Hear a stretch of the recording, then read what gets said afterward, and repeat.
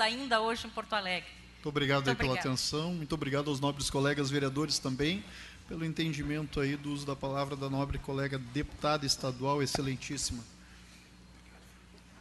Seguimos então agora para a tribuna livre, instituição, nossa área, Movimento pela Economia Solidária, orador, senhor Charles Skull, coordenador de articulação institucional. Assunto: compartilhar com a comunidade ações de redes híbridas de cultura, apresentando uma síntese de cartografia relacional da economia criativa e solidária em Esteio. Por gentileza, nobre colega, um abraço. Obrigado, presidente. Boa noite, senhoras e senhores. Uma boa noite à deputada Adriana Lara, que se ausenta agora, neste momento. A vereadora Adalém Matos, prazer em conhecê-la, seja bem-vinda a essa casa. Aos secretários municipais, ao presidente da Rede Esteio Cultural, Ricardo Varela, e às demais autoridades. Senhoras e senhores, boa noite. Meu nome é Charles Skoll, eu represento a nossa área Movimento pela Economia Solidária, que surgiu ao final do ano de 2021 em Esteio e completa 1 ano de idade. Eu quero dar um boa noite especial ao povo que nos acompanha pela internet. Um abraço cheio de amor e carinho para a Ingrid, que está acompanhando aí, a minha filha, a dona Inês, Maria Inês, a minha mãe, que não puderam estar presentes hoje, mas que estão acompanhando aí pela internet. E também pela comunidade alternativa, porque hoje é um dia especial. Eu faço questão de lembrar que, segundo o calendário maia, hoje é o 12º dia da primeira onda encantada do Kim Humano Cristal Amarelo. É o meu quinversário. Eu fui lembrado dessa data pelo amigo, Mago Galáctio Branco, do Kim 34, conhecido na comunidade como Tiago Gonçalves, que recentemente veio do Rio de Janeiro, fez uma visita para nós, à nossa casa, lembrando que nós organizamos juntos os 10 anos do Fórum Social Mundial, isso faz 10 anos já agora, porque o Fórum completou 20 anos. A atividade aconteceu no Parque Galvani Guedes, no momento em que conjuramos um arco-íris e um ato ritualístico, que ficou gravado na internet, muito bonito, e que congregou diversas comunidades alternativas que se reuniram ali no Parque Galvani Guedes para compartilhar os seus conhecimentos na Aldeia da Paz. E nesse sentido, que está acompanhando também pela internet, um fraterno abraço ao mestre Mandala, que está hoje em Santa Catarina, e ao nosso grande líder espiritual mexicano, o Oscar, que não lida com internet. Pelo movimento Nossa Área, nesse primeiro ano de trabalho, nós avançamos muito na construção de alternativas sociais, econômicas, políticas para enfrentar a miséria. Além das proposições elaboradas em nossas bases sociais que tornaram diretrizes nacionais do movimento, demonstrando grande capacidade de articulação e produção intelectual deste coletivo, nutrimos a expectativa de transformar a experiência vivida em conhecimento a ser compartilhado por meio de pesquisas e estudos científicos. Aprendemos a produzir as feiras comunitárias. Aprendemos também a participar das feiras da economia solidárias, regional, estaduais, nacionais e internacionais. Parte da nossa área integra o BRIC da Redenção, assim como contribui para a criação de outros coletivos associativistas em diversas regiões do Rio Grande do Sul. Além do movimento prático e da capacidade de elaboração, também nos lançamos à contextualização e posterior processo de reprodução das melhores práticas que foram compartilhadas em módulos educativos e realizados pela Universidade Popular dos Movimentos Sociais Vozes da Periferia, quando ministramos o curso Sustentabilidade dos Movimentos Sociais. Defendemos as ações coletivas e somos críticos ao individualismo. O individualismo provoca a fragmentação e a não coesão das relações sociais. Ocorre que, com o isolamento, somado à crise econômica, cria-se um cenário de escassez. Tal escassez gera as condições de fragilidade, tornando os desafios da vida ainda mais complexos.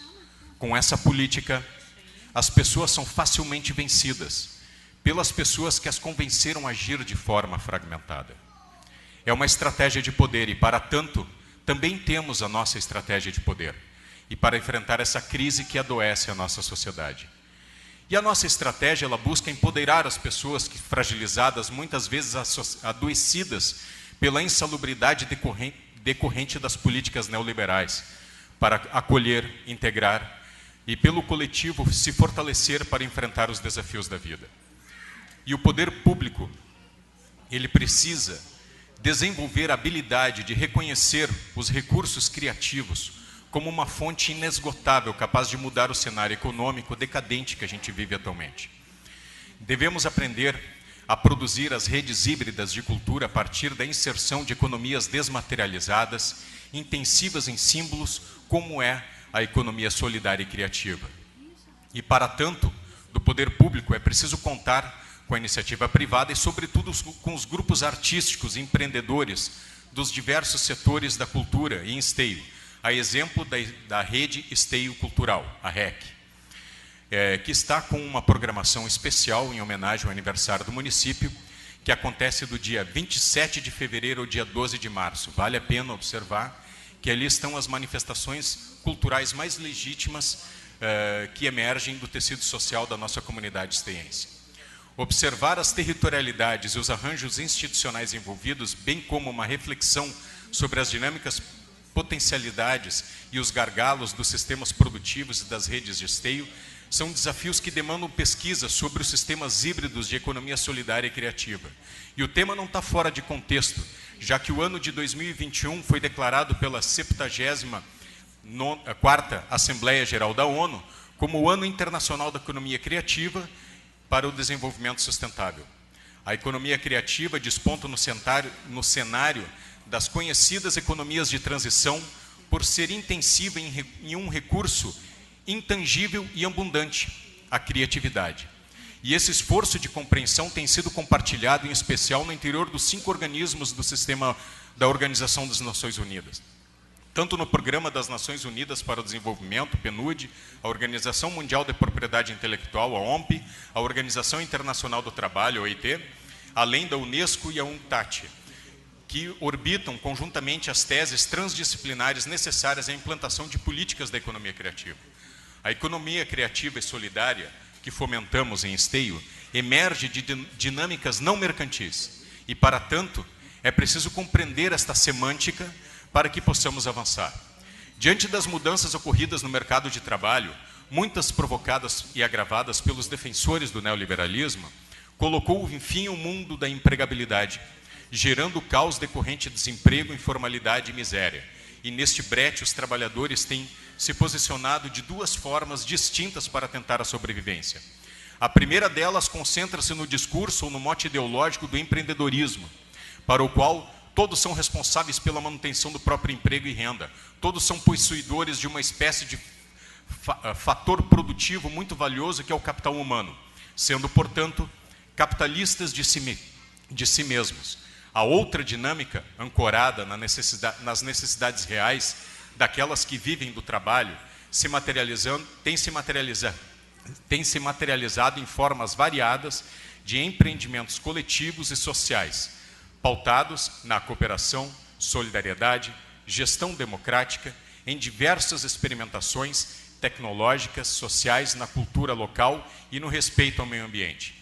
Queremos mais participação do poder público para iniciativas de empreendedorismo coletivo e social, fundados na gestão democrática, na cooperação, na cultura local e no compartilhamento das condições físicas e cognitivas para a produção e circulação de produtos necessários à vida humana e social. Enfim, como uma estratégia de geração de trabalho e renda para a dignidade, que traga dignidade para uma parcela cada vez mais significativa da sociedade brasileira. Vale lembrar que os informais hoje são maioria, ultrapassam 50% da comunidade produtiva. E, por fim, resta dizer que há um potencial de simbiose pouco explorado entre as possibilidades oriundas da economia solidária e a chamada economia criativa. Esta alicerçada na reprodução da riqueza material e simbólica que a diversidade cultural gaúcha, brasileira e esteiense permitem. Explorar no sentido positivo de produzir e consumir a nossa cultura de forma empreendedora e coletiva parece ser um caminho não apenas para a solução dos problemas mais imediatos da vida social, mas para um projeto social de longo alcance, para o qual o trabalho associado à realidade local, cultural, tornam-se fatores estruturantes. É aqui que encontramos a relevância de nossas ações coletivas junto ao movimento da nossa área movimento da economia solidária. E, antes de tudo, eu quero fazer uma observação em defesa dos micro e pequenos empreendedores que sofreram desgastes econômicos violentos no decorrer da pandemia. É preciso que a Prefeitura tenha a mesma disposição para resolver os problemas dessas pequenas empresas que teve com o setor do transporte público. Por exemplo, ao negociar dívidas contraídas no decorrer da pandemia nos segmentos mais vulneráveis economicamente, viabilizaria o respectivo pagamento, ao tempo que manteria o empreendimento em funcionamento. Outra opção é a sentença de morte, amplamente ofertada aos microempreendedores individuais em esteio, jogados à informalidade pela insensibilidade na aplicação da política fiscal, uma ação desumana e contraproducente à própria comunidade esteiense. Quero, antes de finalizar, resta um tempinho, convidar toda a comunidade, especialmente para 3 eventos dentro da programação da Rede Esteio Cultural. O primeiro dele acontece no dia 3, que vai ser aqui na 24 de agosto, número 320, é uma feira popular da economia solidária e criativa, onde é um exemplo de um prático desta rede híbrida, que mistura 2 setores que tradicionalmente não se conversam, mas que eles nasceram e possuem uma simbiose produtiva extraordinária.